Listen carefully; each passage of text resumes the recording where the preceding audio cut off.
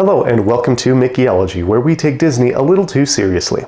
I'm Austin Rathall, and today we're looking at the story of Taran, the lowly pig keeper, who goes on a journey to rescue his pig.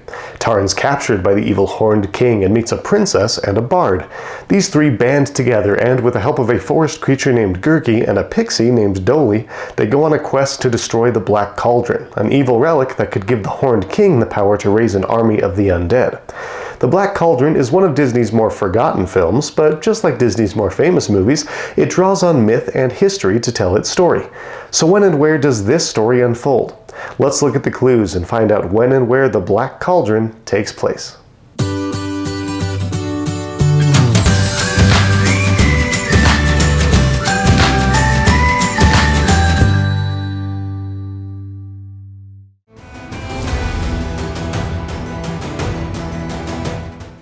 The Black Cauldron is based on the first two books in the Chronicles of Prydain, a book series by Lloyd Alexander. Prydain is a mythical land, but Prydain is the Welsh word for Britain, and the Prydain books are inspired by Welsh mythology. Therefore, we know the movie is set in Wales. But it's not the Wales we know. In the introduction to the first Prydain book, author Lloyd Alexander wrote, quote, "Prydain is not Wales, not entirely at least. The inspiration for it comes from that magnificent land and its legends, but essentially Prydain is a country existing only in the imagination. The geography of Prydain is peculiar to itself. Any resemblance between it and Wales is perhaps not coincidental, but not to be used as a guide for tourists. The Chronicle of Prydain is a fantasy. Such things never happen in real life. Or do they?"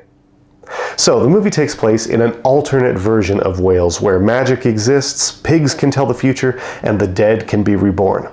So we know where the movie is set, but when is it set? To find out, let's look at some artifacts.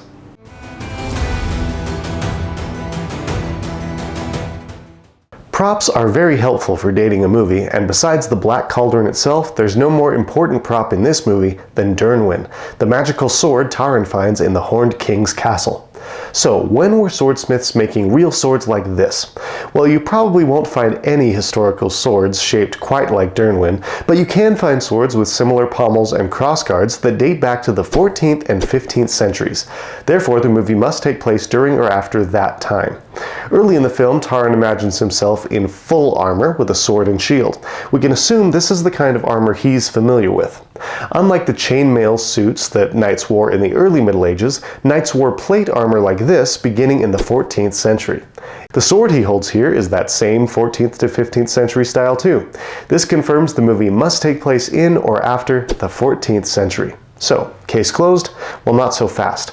The Horned King's henchmen use axes and horned helmets, equipment that we associate with Vikings. Now, yes, I know Vikings probably didn't actually wear those horned helmets, don't at me. The Viking Age lasted from the early Middle Ages until about the 11th century. So, what are 11th century Vikings doing in a movie with 14th century weapons?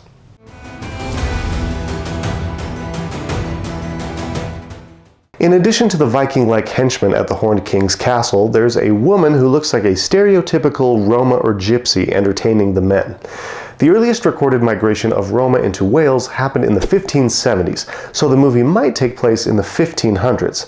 However, we only see one such woman, so the film could take place before a larger Roma population arrived. Maybe she came to Wales alone, or maybe the Horned King's men captured her and brought her there from somewhere else. Of course, the real reason she's there is probably because Disney animators wanted a busty, exotic-looking character in that scene.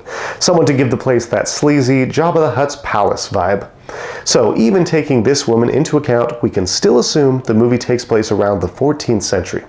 But what about those Vikings? Why are they there centuries after the Viking Age? Well, maybe the henchmen aren't Vikings at all.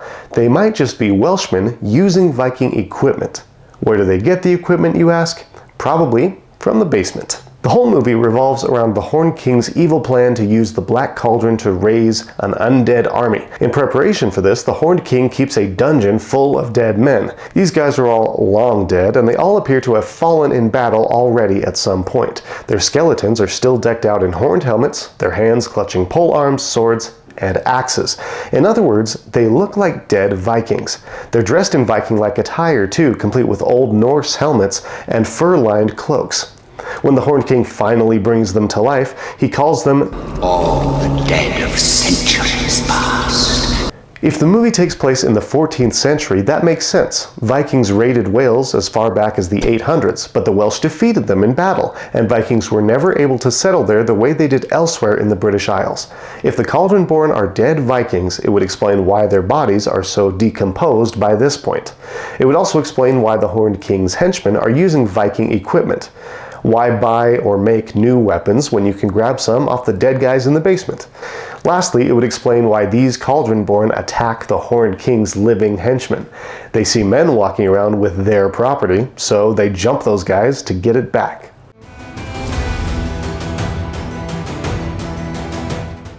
Based on official statements, props, and cultures, I'm placing the Black Cauldron in Wales in the 14th century. So there you have it. That is my theory for when and where Disney's The Black Cauldron takes place. Please let me know in the comments what you thought of my conclusions and when and where you think the movie takes place. Also let me know which Disney movie you would like me to analyze next. This video came about because you all repeatedly requested that I cover The Black Cauldron, so if there's another movie you want me to cover, please let me know. Also, please leave a like and subscribe to the channel if you haven't already, and consider supporting the show on Patreon. You can follow the link to get access to monthly exclusive videos, including behind-the-scenes content. And as always, thank you very much for watching. I will see you next time. Bye-bye.